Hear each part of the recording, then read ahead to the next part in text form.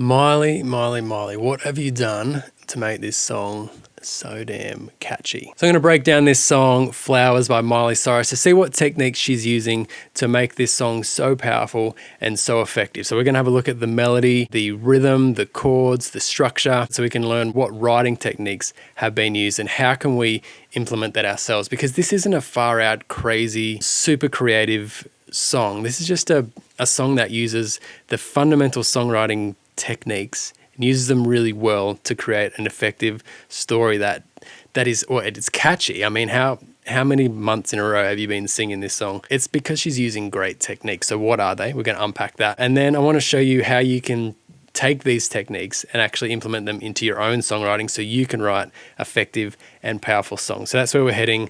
Let's get into it. This is a 4-chord song. So I've kind of mapped it all out here in my Cubase session.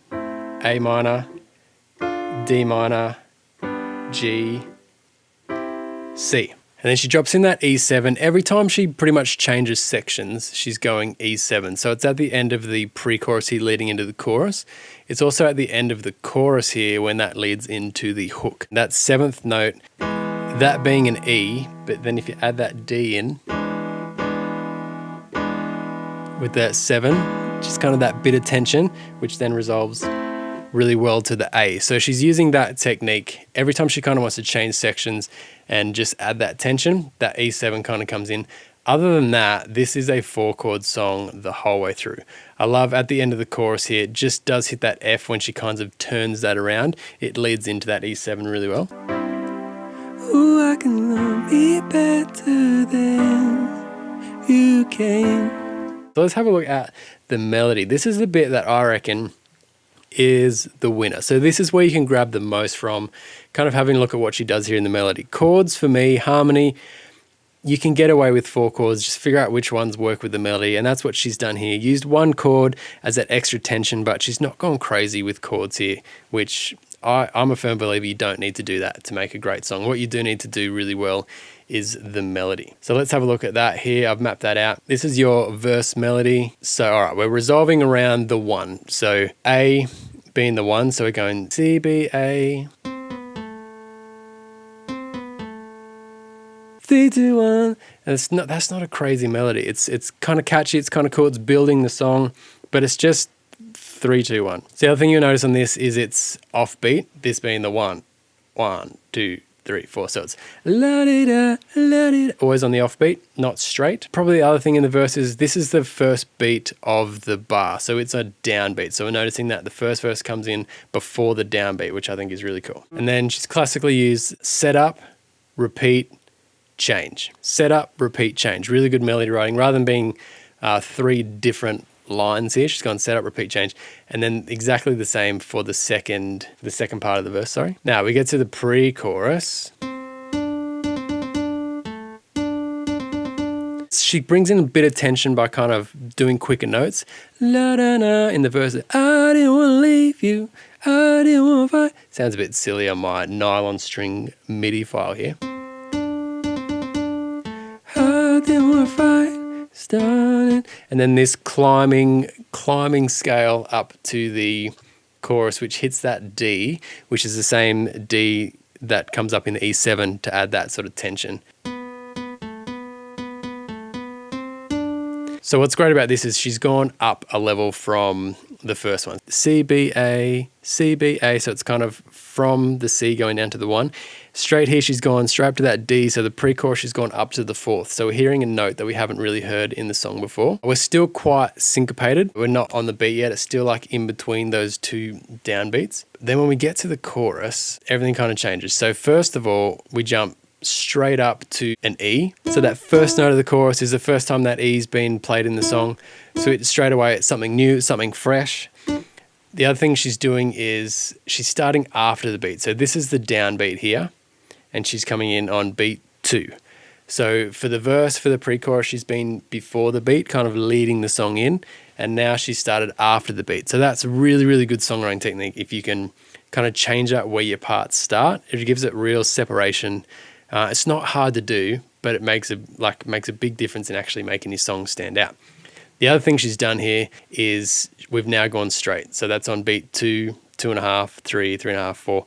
So it's gone straight. So the verse is kind of syncopated, the pre-chorus syncopated, and then bang, straight into the chorus. And you can hear that on the beat as well, but it's really interesting that her melody has done that. And we're using brand new notes, E's, F's that we haven't used before.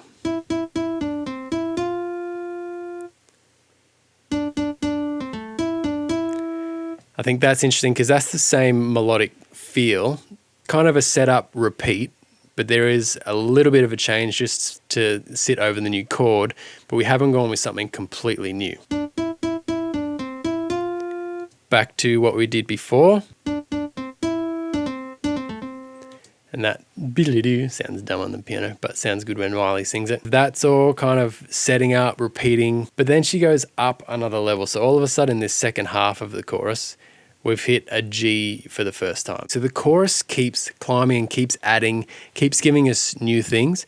It's not like we've heard it, we're done now. It keeps our interest by like introducing these new little things.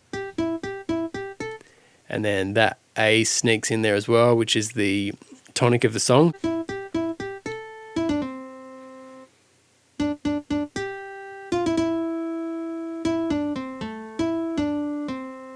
I can buy my own flowers, I can take myself dancing. So rhythmically, we're still keeping that same familiar feel. La da da da, dun dun dun dun dun dun. But now I've just gone up, dun dun dun dun dun dun dun. But then here, oh, I can love me better than, where she goes off beat. So we've got this note here that starts on the, what's that, 1 E and A.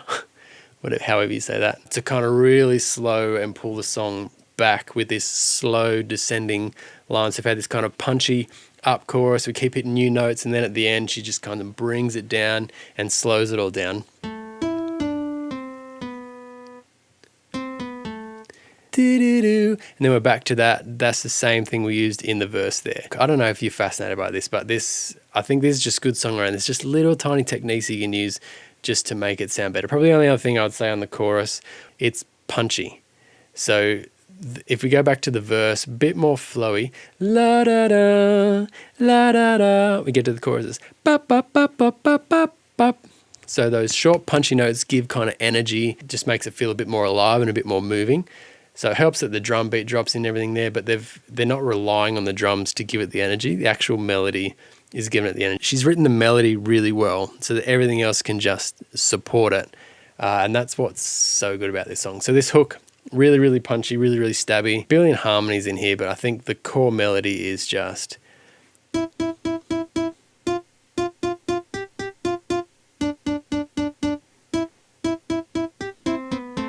which is just short, sharp. By now we've kind of heard all the notes in it. So this is just sitting around the 5, 6, which means that when we go back and you heard it come in there, go back to the verse, we're gonna up here for the hook, and then we're dropping back down.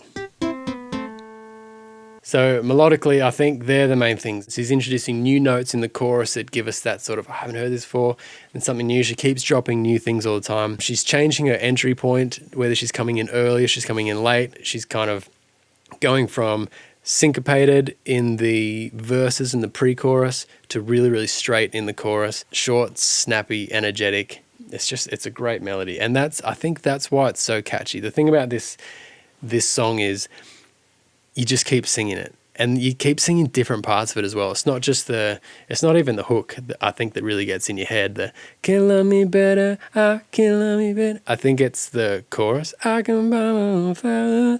But then you find yourself singing, we were good, la na na. So I think all these melodies have been really well written, but as you can see when you break down there, it's not crazy. This isn't some next level thing. This is just the fundamentals done really, really well. Now, rhythm, if you're thinking that maybe it's the rhythm that's making this awesome, I'm sorry, but it's literally...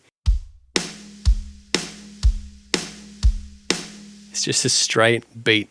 It's just a straight beat. There's some cool movement in the hats, giving it some kind of dynamic in there, which is kind of cool. And there's a ton of percussion in it. So your main rhythm is just the boom-cha, boom-cha. And then you've got, particularly in this pre-chorus, I'll just play it real quick. I didn't wanna leave you. I didn't wanna lie.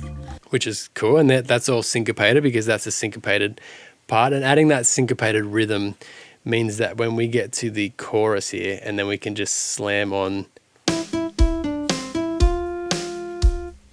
everything goes really, really straight. So rhythmically, there's not much in it. And I mean, it doesn't really change. The verse keeps that same feel. The second verse keeps that same feel, but just drops out the snare.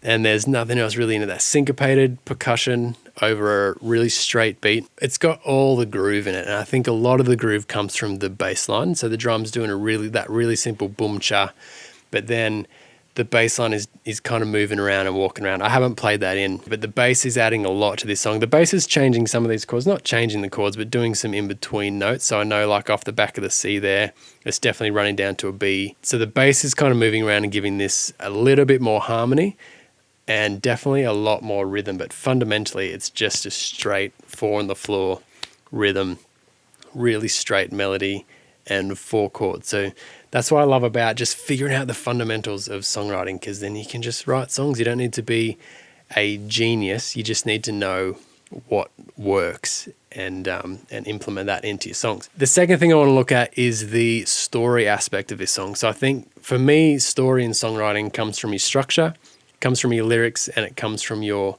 dynamics. So structurally, let's break down this song. I mean, there's going to be no surprises here. We've got a 8-bar verse. You got a 4-bar pre-chorus, your chorus. Now, your chorus is interesting because it's actually 12 bars till there. So she's done a nice resolving melody there, which allows that to kind of work as 12. Normally, you'd want to go 16, but she brings it back there, and then to hit the F into here.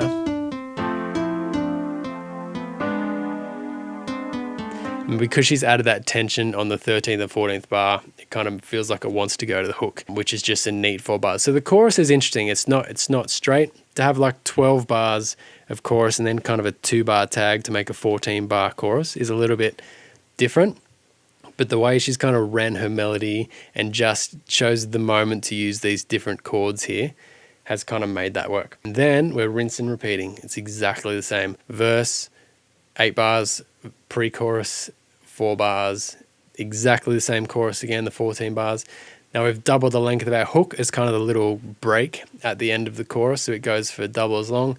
And then there's not even a bridge in this song. We're just going back to the pre-chorus, back to the exact same chorus, and finishing with a double hook. So if we take all the fluff out of that, we're looking at verse, pre-chorus, hook, verse, pre-chorus, hook, pre-chorus, hook. So a classic A, B, C, A, B, C, B, C. Nothing crazy about this structure. It means the whole song is over in 3 minutes and 15 seconds, which is bang on. And this for me just tells really good story. She can set up a story here. Let's actually go to that with lyrics. So she set up the story here. It's like, we were good, we were gold. It's kind of past tense, so straight away you know that it's not that anymore. You can tell, okay, it's gone to poop here. And then I didn't want to leave you, I didn't want to lie. She's like, I didn't do anything wrong. So we got verse, everything was great, but now it's not. I didn't do anything wrong.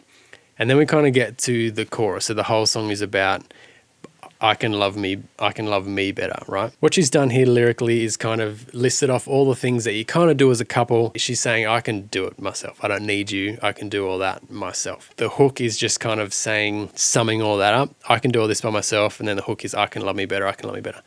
Verse 2 is kind of like a stick it to you. It's like, in light of this, in light of verse 1, in light of the chorus, this is actually better for me. I actually prefer this. So she's painted the nails cherry red to match the roses that he left. She's got no remorse. She's got no regret, and she forgives every word. So she's fine. She's actually fine. It seemed like she was heartbroken here. She's going, nah, this is great. And then she's kind of reiterating that greatness by being fine. And that's all the lyrics. Everything else now we're just repeating. Again, not crazy. This is really classic. This is really good writing. Come up with your idea in the chorus. How does your first verse point to you coming to that conclusion? And how do you bounce off that conclusion in your second verse that can then reiterate it for your second chorus and your third chorus? Then if you want to do a bridge, you can maybe look at another perspective. In this case, she hasn't even done a bridge. She's just gone back to the I didn't want to leave you, I didn't want to fight, and then back into the chorus. So really classic way to write lyrics, and it just works so well, as you can see here with Miley. You're telling story with your structure, You're telling a story with your lyrics, but then you're making that work with dynamics. I always bring this back to movies. You got a movie that just has no dynamics for an hour before the action starts. You turn that movie off. Or just a movie that's like crazy the whole time. It's just too stressful. You turn off. It needs to have that movement in it. And it's the same with our song. Our first verse and pre-chorus has pretty much no production in it at all. It's very, very stripped back, really focusing on that melody. We will go, kind of dream that can. The pre-chorus brings in that little bit of percussion. That first chorus is as big as any of the choruses. It kind of smacks really hard.